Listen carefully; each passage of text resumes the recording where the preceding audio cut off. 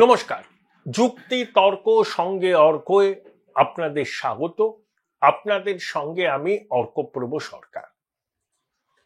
বাংলাদেশের অন্তর্বর্তী সরকারের প্রধান উপদেষ্টা মোহাম্মদ ইউনূস নানা রকম কথা বলেন, কনফ্লিক্টিং সিগন্যাল দেন। মাঝে আফসোস করেছিলেন তাকে জঙ্গি নেতা হিসাবে তুলে ধরা হয়।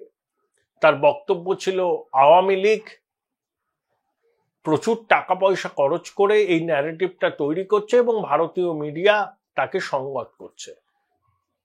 ইউনূসের প্রেস সচিব এই কথাটা বলেছিলেন, কিন্তু আমি এই প্রশ্ন বারবার তুলব যে ইউনূস সরকারের স্বরাষ্ট্র সচিব নাসিমুল গানি হিজবুত তাহরিরের প্রতিষ্ঠাতা কি বাংলাদেশে? Please clarify. আর মাহফুজ আলম, যিনি প্রধান উপদেষ্টার মুখ্য সহকারী, তার রাজনৈতিক অতীতটা কি? তিনি হিজবুত তাহরিরের সদস্য ছিলেন কি ছিলেন না? কেন জসিমউদ্দিন রহমানীকে খোলা ছুট দিয়েছে অন্তর্বর্তী সরকার? জসিমউদ্দিন রহমানী আনসারুল্লাহ বাংলার প্রধান, মুক্তমনা ব্লগারদের খুনের দায়ে অভিযুক্ত, ভারত বিরোধী। তিনি জেল থেকে বেরিয়ে আবার তাণ্ডব শুরু করেছেন। আইএসআই ডিজির সঙ্গে রংপুরে সাক্ষাৎ করে তিনি নাকি চিকেন নেকে হামলা করার পরিকল্পনা করেছেন। তাহলে এই সমস্ত এলিমেন্ট যদি একটা সরকারের অংশ হয়, তাহলে এই সরকারকে জঙ্গি সরকার বলাটা যেতেই পারে। এবং এই সরকারের নেতা তাহলে জঙ্গি দলের নেতা। এর মধ্যে আমি যে কথাগুলো বলছি তার মধ্যে এমন কিছু আছে কি যেটা যুক্ত বলে আপনাদের মনে হচ্ছে না? দেখুন, 21-এর বইমেলায় তাসলিমা নাসরিনের একটা বই একটা প্রকাশন সংস্থা বিক্রি করছিল, তাতে তৌহিদি জনতা হামলা করে এবং কেন বিক্রি করা হচ্ছে বলে জানতে চায়। প্রকাশককে ক্ষমা চাইতে বাধ্য করা হয়। এখন মবের মূলক বাংলাদেশের ঘটনা, নিত্যদিনের ঘটনা, কখনো তৌহিদি জনতা, কখনো ছাত্র জনতা, কখনো বৈষম্য বিরোধী ছাত্রদের নামধারী একদল দুষ্কৃতী, একদল গুন্ডা লাগাতার লুটপাট করছে, সম্পত্তি ভাঙচুর করছে, মব ভায়োলেন্স করছে। মব জাস্টিস করতে পারে না, মব ভায়োলেন্স করতে পারে। তারপর মাহফুজ আলম, সে এখন ইমেজ রিকভারি করতে চাইছে। সে বলেছে, দেখুন, এইসব মব জাস্টিস টাস্টিস চলবে না, মব জাস্টিস চললে কঠোর ব্যবস্থা নেওয়া হবে। রাষ্ট্রকে যারা অপ্রাসঙ্গিক দুর্বল হিসাবে দেখাতে চায় বাংলাদেশ সরকার, তাদের বিরুদ্ধে কঠোর ব্যবস্থা নেবে।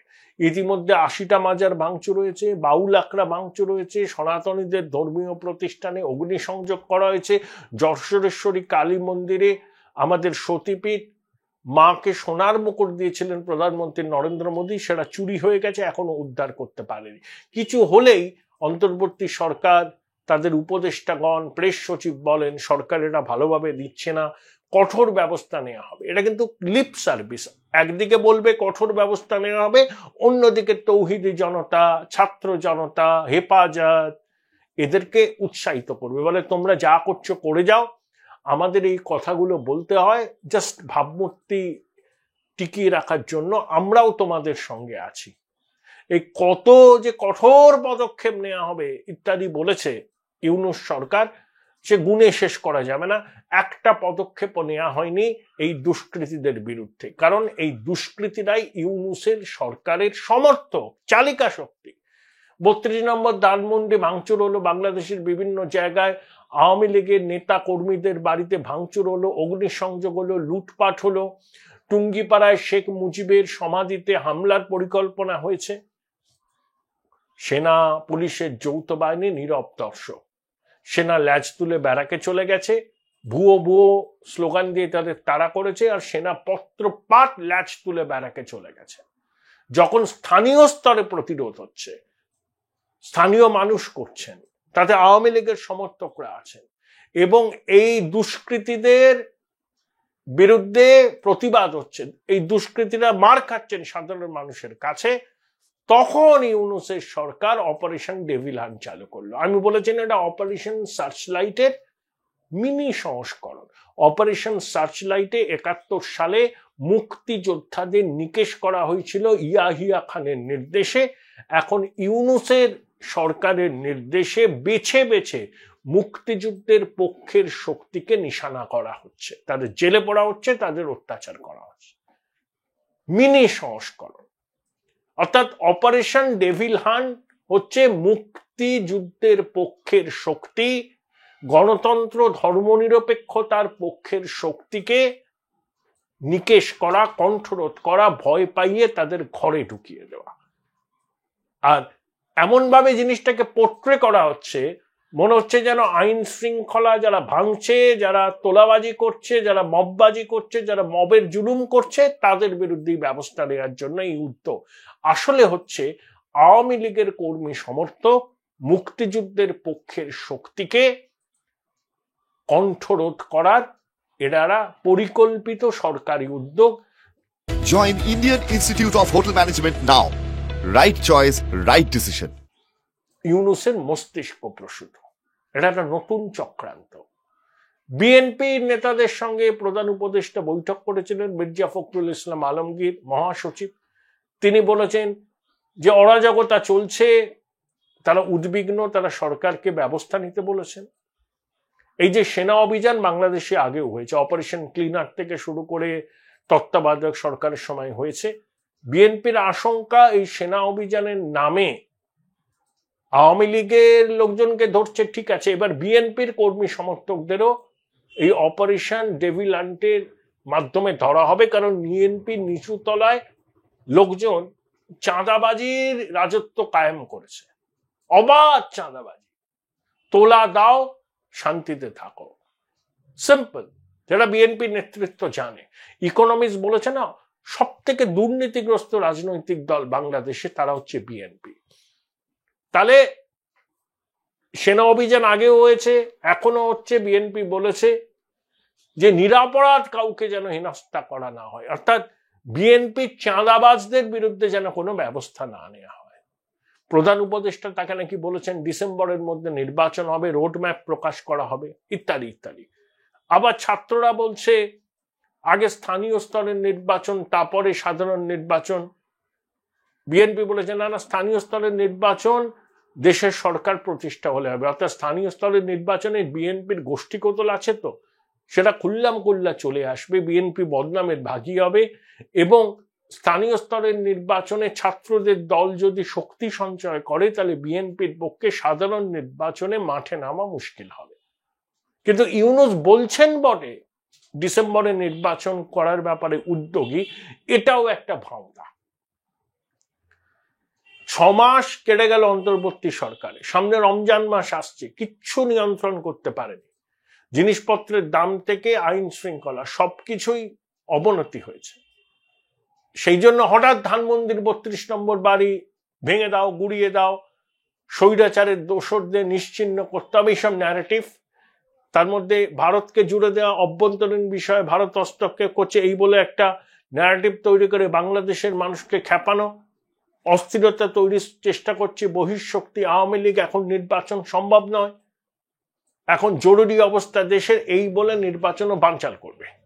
মুখে বিএনপির নেতাদের বলছে ডিসেম্বরের মধ্যে নির্বাচন হবে, নির্বাচন কমিশন বা অন্তর্বর্তী সরকারের রোডম্যাপ প্রকাশ করবে। আসল লক্ষ্য ইউনূসের নির্বাচনকে আরো বছর 2 মিনিমাম পিছিয়ে দেওয়া, যাতে ছাত্রদের নতুন রাজনৈতিক দল পায়ের তলায় একটু জমি খুঁজে পায় এবং ইউনূস আরেকটু সময় ধরে চর্বচস্য লেজ্জ পেয়েও নিয়ে যমুনায় বহাল তবিয়তে থাকতে পারেন।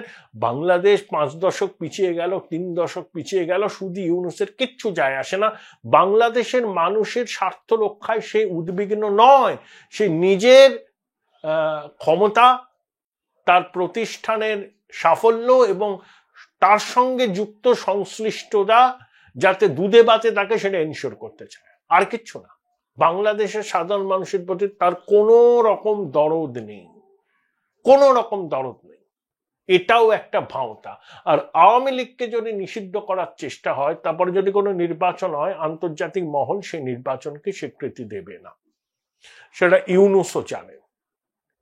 জেনে শুনে জল মাপার জন্য ওর উপদেষ্টারা অনেকে এরকম বলছেন যে আওয়ামী লীগকে নিষিদ্ধ করা হবে, বিএনপি নাকি সম্মতি দিয়েছে, কিন্তু মির্জা ফখরুল ইসলাম আলমগীর আওয়ামী লীগ প্রসঙ্গে একটা কথাও বলেনি। কারণ বিএনপি জানে আজকে যদি আওয়ামী লীগকে আনুষ্ঠানিকভাবে নিষিদ্ধ করাও হয়, আগামী দিন বিএনপির উপর যে নিষেধাজ্ঞার খাড়া নেমে আসবে না, তার দায়িত্ব কে নেবে?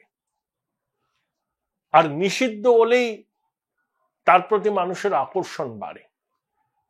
আর আওয়ামী লীগকে নিষিদ্ধ করে নির্বাচন হলে সেই নির্বাচনকে আন্তর্জাতিক মহল স্বীকৃতি দেবে না। অর্থাৎ ইউনূস এই কথাটা বলে ছাত্র জনতাকে বার্তা দিচ্ছে, দেখো তোমাদের দায়ী মানার চেষ্টা করছি। সেটা যখন হবে না তখন বিএনপির ঘাড়ে দোষ চাপাবে, আবার নতুন করে কোনো পরিকল্পনা করে বাংলাদেশ জুড়ে তাণ্ডব করবে, গৃহযুদ্ধের পরিস্থিতি হবে, তখন নির্বাচন করা যাবে না। তখন ইউনূস বলবে এই যে অবস্থা, দেশের অভ্যন্তরীণ নিরাপত্তা চ্যালেঞ্জের মুখে বহিঃশক্তি বাংলাদেশে অস্থিরতা সৃষ্টি করছে, এখন সবাইকে একজোট হতে হবে। ইসলামিস্টরা বলবে এই সময় ইউনূসের পাশে সবাইকে দাঁড়াতে হবে, তারপর নির্বাচন। তাই যতটা সময় নিয়ে নেওয়া যায় নির্বাচন পিছিয়ে দেওয়া যায়, এটাই ইউনূসের মূল লক্ষ্য। ও বলেছে ডিসেম্বরে নির্বাচন করবে, রোডম্যাপ হবে, রাজনৈতিক ঐক্যমত্য, এগুলো কথার কথা, এগুলো কৌশল। এই মুহূর্তে বিএনপিকে আমি হোস্টাইল করব না, করলে বিএনপিও পথে নামছে, আমি সামলাতে পারবো না, তাহলে বিএনপির সামনে একটা গাজর ঝুলিয়ে দিলাম। তারপরে আবার কোনো পরিকল্পনা করে বাংলাদেশ জুড়ে অশান্তি বাড়াবে, মবের মুলুক হবে, সেনাবাহিনী হাত গুটিয়ে বসে থাকবে, ব্যারাকে থাকবে, প্রতিরোধ হবে, রক্তপাত হবে, গৃহযুদ্ধ হবে, তখন নির্বাচন হয়? নির্বাচন হবে না। নির্বাচনের কোনো সম্ভাবনা নেই বাংলাদেশে আগামী দিনে। যেটা হবে সেটা হচ্ছে বাংলাদেশ জঙ্গি রাষ্ট্রে পরিণত হবে আনুষ্ঠানিকভাবে। ইতিমধ্যেই জঙ্গি রাষ্ট্র হয়ে গেছে।